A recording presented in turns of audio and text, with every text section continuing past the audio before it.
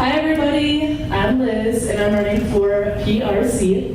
Right now I'm platform committee member at large, so that's PC. Let's just toss another letter in there and we'll be PRC. Yeah, clever, right? But no, I've been talking to students around the state as PC at large, and so this year we have had so many challenges facing our campuses. And some of the main ones that I have heard are we have students that are being bullied for going to college and trying to make their lives better while they're still in high school. That's not right. Just because your school's getting a lack of funding because you want to make your life better doesn't mean you should take the blame for that. That's a policy issue. We have students that are contemplating suicide and don't have enough resources on their campus to help them get through that tough time. And so that's something that we can address this year. Another thing that I'd like to look at is single parents and the support that they have on campuses. Thank you very much. Great. Your first question is this. What experience do you have that's prepared you for this role? So right now, as PC for the state, I've been able to talk to a lot of students about issues. I think that this has afforded me the opportunity to see a lot of viewpoints that aren't just from my region, but I've now been able to gain a little bit of an understanding of what's affecting all of us together. In addition, I'm also president on my campus, and so I do a lot of meeting minutes because we don't have anyone right now that's our secretary. I've also been filling in for our treasurer at different times throughout the year, and a lot of other things. So I feel as a cabinet member, I've been able to gain skills to support them as a team. And then we've also instituted a lot of our social media. We didn't have a Twitter, we didn't have Snapchat, we didn't have an email or Facebook. And now we have over 100 followers on Facebook. We have so many people Snapchatting us throughout the day.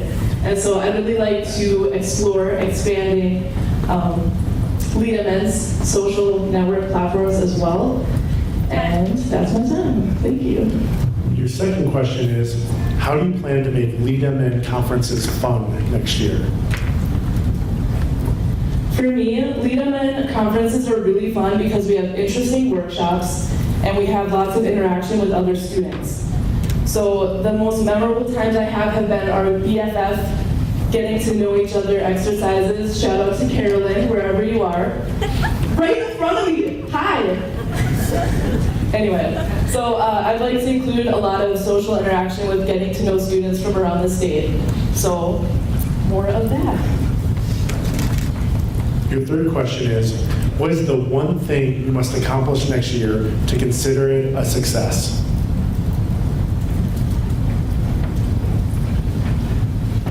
I think we're all involved in LeadMN because we want to make a difference. So for me, translating the challenges that we have, the issues we have, once we connect about them and identify the people that can help us to overcome these challenges, the resources we have, and then being able to identify the people that will be in our way and how we can overcome that, and translating those issues into actual actionable policy will be the thing that will be successful for me. So taking those three things under my platform and making a policy that we can bring to our legislative agenda so that they can vote on it, and putting that in their hands will really make the difference as to whether or not I feel like I've made a difference in the next year. Thank you. You now have 1 minute closing statement. So LeadMN this year has instituted some pretty awesome things. I've seen our news network videos featuring Mike that have gone out to our campuses to let us know what they're doing.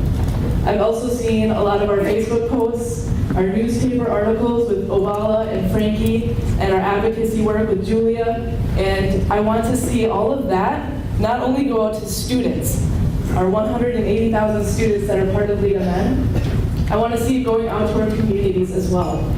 When we go to Washington, D.C. and our legislators in the state, I want to bring with us our communities and have the state of Minnesota behind us so that they can't brush us off to the side, they can't ignore us, because we will have everyone behind us, whether they're in college or not. I had the opportunity to work with leaders in my community, about food insecurity, and I thought they wouldn't care because they have big issues to worry about. But I was really surprised they all jumped in and helped out. So let's make that happen for all of us in all of our communities. Thank you. Great, thank you very much.